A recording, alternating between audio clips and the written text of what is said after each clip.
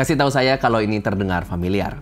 Pagi hari sudah tiba, kamu lagi menunggu ojol untuk pergi ke stasiun KRL. Sambil menunggu, kamu putar lagu favorit kamu. Dari ojol sampai stasiun KRL, di dalam kereta yang berdesak-desakan sesama pejuang kantor, sampai stasiun lagi, hari-harimu terus ditemani sama musik. Sampai-sampai rasanya hidup kamu ada soundtracknya, kayak di film-film. Nah, pastinya kamu udah nggak asing dengan in-ear monitor atau true wireless stereo. Ini adalah AIM dan TWS dari Moondrop. Yang AIM ini namanya May, yang ujungnya udah ada DAC dan DSP dengan colokan USB-C. Dan yang TWS namanya adalah Ultrasonic. Saya tahu apa yang kalian pikir. Kenapa sih kok ada anim-animnya gini? Apakah artinya ini portable bercandaan yang cuma bisa dibeli karena tampilannya aja? Apakah artinya orang yang sangat serius, baik serius di audio maupun serius kerjaannya, itu nggak bisa beli benda-benda ini karena image-nya? Dan yang paling pentingnya, tentunya suaranya kayak apa ya? Untuk jawab itu, kita akan review dia di kondisi yang paling cocok untuk review earphone. Bukan di dalam studio, tapi di luar sana.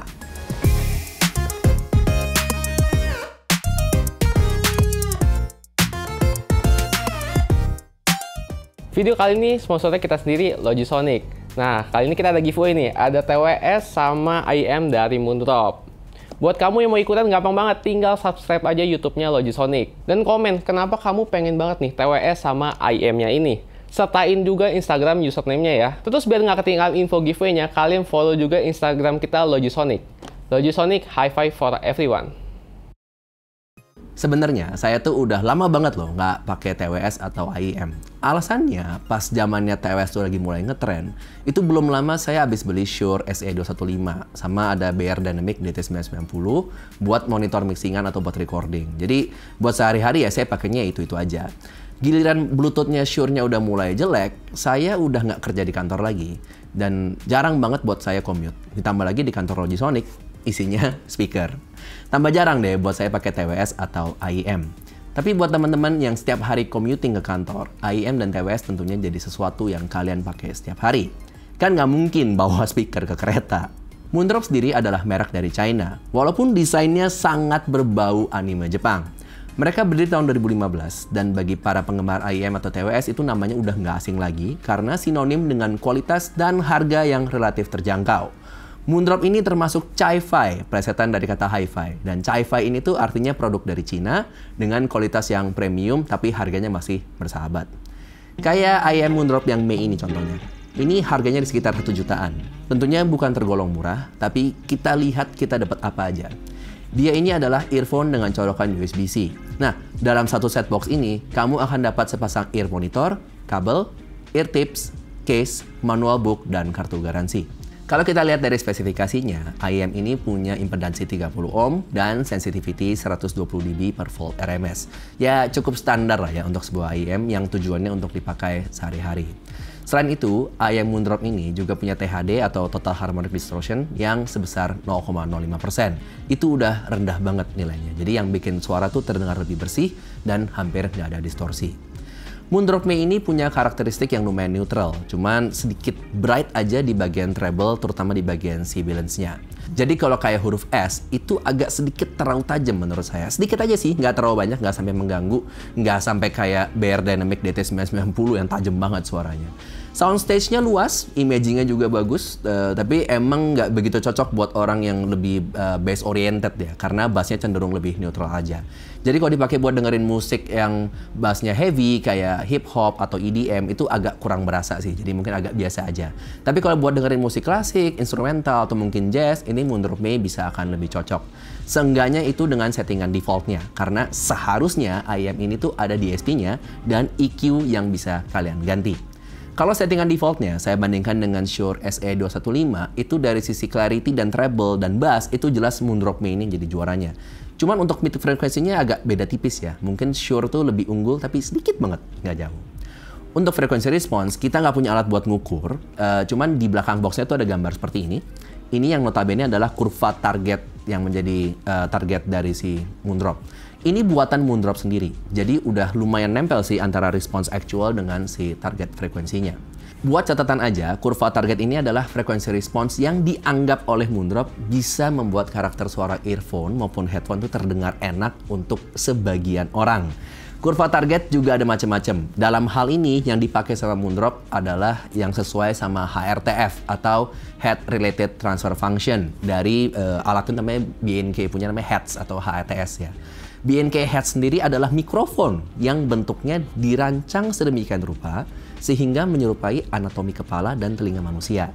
Sehingga dia bisa ngukur dan memprediksi earphone ketika dipakai itu suaranya bakal seperti apa. Nah, gambar target kurva response ini yang ada di boxnya, ini sebenarnya adalah kurva kompensasi supaya AIM dan TWS itu suaranya terdengar netral di telinga kita. Meskipun faktanya setiap orang punya bentuk fisik telinga yang berbeda-beda, jadi kurva ini ya nggak 100% cocok di semua orang. Tapi at least tetap bisa jadi acuan untuk mendapatkan suara yang imersif dan realistis. AIM-nya juga dilengkapi dengan mikrofon. Ini contoh rekaman suara waktu di stasiun kereta. Kalau di stasiun dan ini adalah rekaman audio dari mic-nya Moondrop May. IMA ini ujungnya udah USB-C. Atau kita keluarin aja kali ya barangnya ya. Coba kita lihat isinya ya. Nah ini ada apa nih tipsnya ya. Nah kalau IM Moondrop ini itu udah dapet tas juga. Itu ujungnya adalah kabel USB-C. Jadi kalau misalnya kalian pakai laptop atau handphone yang udah USB-C itu bisa langsung dicolok. Kalau misalnya pakai iPhone kayak saya yang portnya masih Lightning itu jadi harus pakai adaptor dulu dari USB-C ke Lightning. Nah, kalau yang males pakai kabel-kabel bisa aja pakai model TWS seperti ini. Jadi kayak Moondrop ini kebalik nggak sih? Ya, Moondrop yang satu ini namanya Ultrasonic.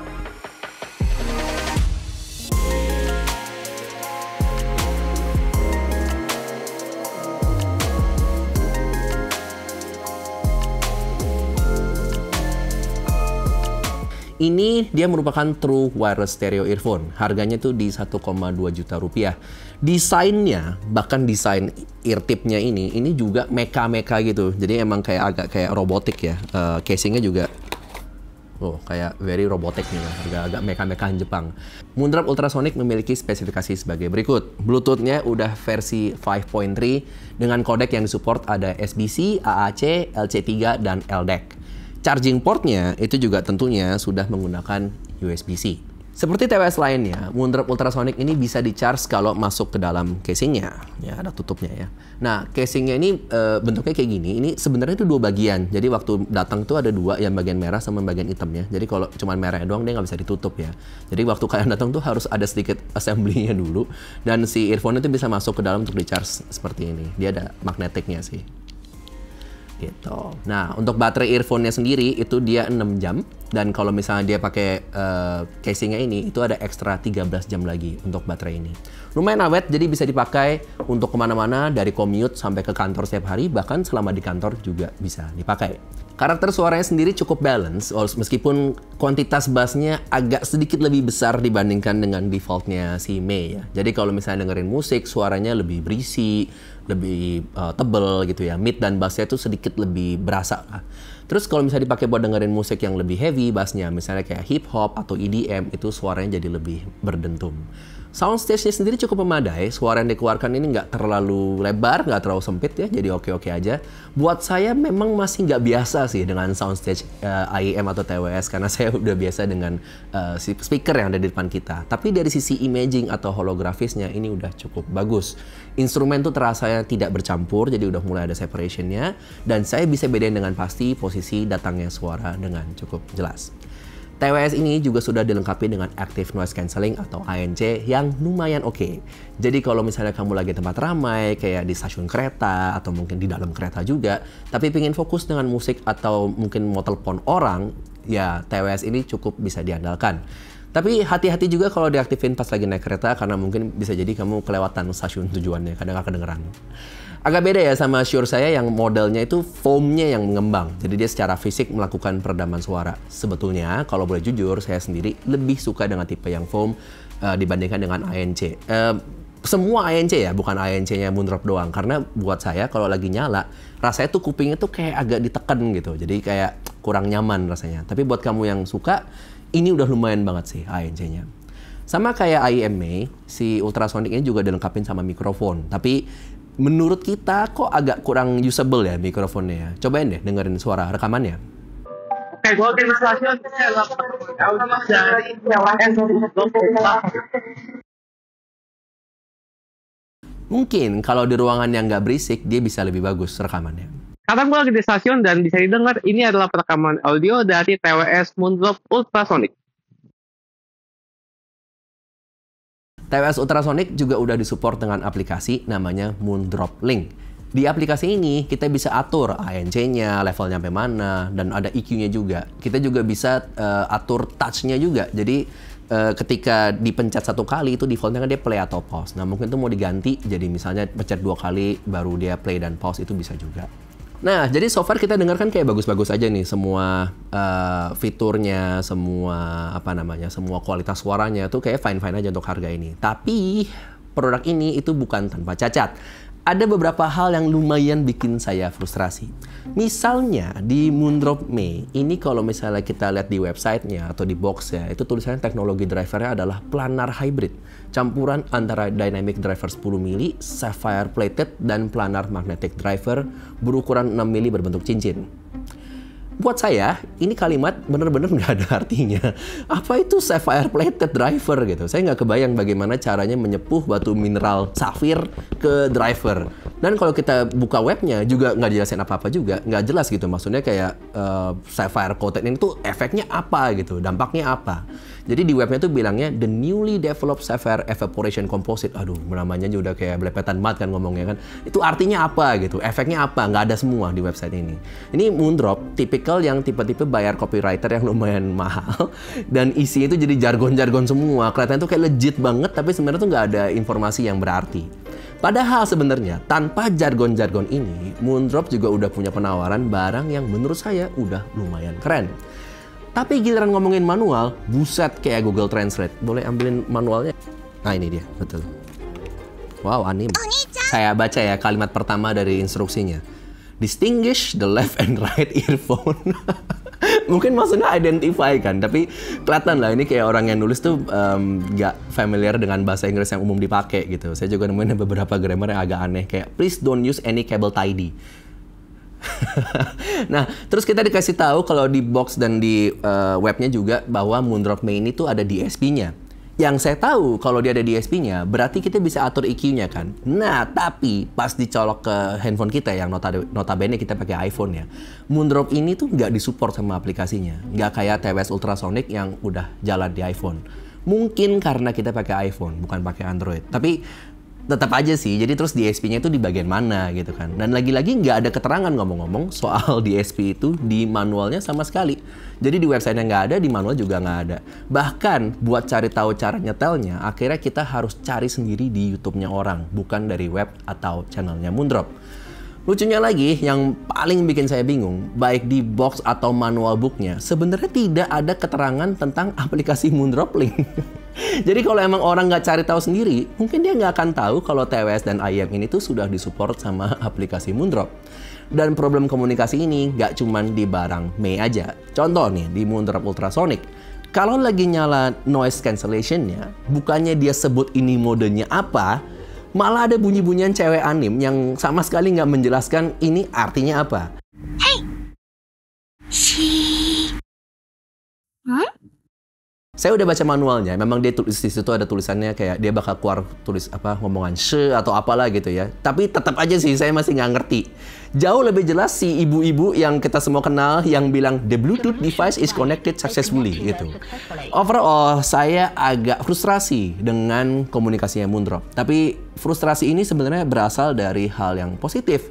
Karena sebetulnya Moondrop ini tuh barang yang sound quality-nya, build quality-nya itu semuanya baik-baik aja dan bisa bersaing sama IEM atau TWS yang mungkin lebih mahal. Cuman komunikasinya itu fail banget aja sih, sangat nggak jelas. Ini mirip dengan experience kita sama KRL. Bayangin, kamu baru pertama kali ke Jakarta nih misalnya ya, terus kamu mau naik KRL dan lihat rutenya via aplikasi KRL. Ternyata di aplikasi official KRL itu cuma bisa nunjukin peta rute secara keseluruhan. Dia nggak bisa kasih tahu kalau misalnya kamu mau ke stasiun B atau kamu ke stasiun C. Dari stasiun A itu harus berhenti di mana, harus transit di mana, naik line yang namanya apa, itu nggak jelas. Justru informasi kayak gini kita dapetin dari third party kayak misalnya Google Maps. Tapi begitu kamu udah tahu stasiun-stasiunnya, udah tahu harus naik turunnya di mana segala macam, ternyata servisnya KRL tuh bagus, keretanya on time, ya stasiun cukup nyaman, keretanya juga bersih. Jadi basic-basicnya itu bagus. Tapi komunikasinya nggak begitu bagus. Akhirnya kesannya kayak cuman buat yang tahu-tahu aja gitu. Nah, Moondrop tuh sama kayak gitu. Barang mereka tuh bagus-bagus aja, tapi overall experience kita sebagai user itu sangat ribet dan membingungkan. Padahal fixnya itu murah. Cukup cantumin aja informasi yang lengkap di website dan di buku manualnya. Saya rasa wajar sih kalau kita berharap lebih dari experience untuk barang-barang yang harganya udah masuk jutaan rupiah. Ngomong-ngomong soal jutaan, worth it nggak sih beli barang ini? Buat saya sendiri yang ngarepin user experience yang lebih dari sekedar hardware dan desain-desain animenya, harga segitu sebenarnya agak hampir-hampir ya, agak perbatasan. Dari sisi suara sih menurut saya oke, ini worth it. Tapi dari sisi experience-nya malah jadi berasa kayak harga itu minus sedikit. Padahal kalau misalnya Moondrop lebih serius ya, dan mereka mau lebih ngurusin bagian user experience yang nggak bikin bingung, IM dan TWS ini jadi complete package yang betul-betul dibungkus rapi dengan harga yang relatif murah. Mudah-mudahan Moondrop akan selalu improve di bagian ekstra-ekstranya ini ya. Jadi nggak cuma fokus sama kualitas suaranya aja. Tapi pada akhirnya semua protes ini datangnya tuh dari saya, orang bawel yang juga nggak tiap hari pakai IM atau TWS. Jadi mungkin kalau kalian lebih fasih atau lebih sering pakai IM TWS, ini adalah hal-hal yang udah cukup standar yang buat kalian mungkin buku manual juga nggak ada gunanya, bisa dibuang. Nah, kalau misalnya buat kamu tuh tidak masalah sama semua itu, IM dan TWS Moondrop ini murni dinilai dari kualitas suaranya aja, menurut saya masih worth it buat dibeli. Jadi gimana kalau menurut kalian? Worth it nggak beli TWS atau IM Moondrop ini?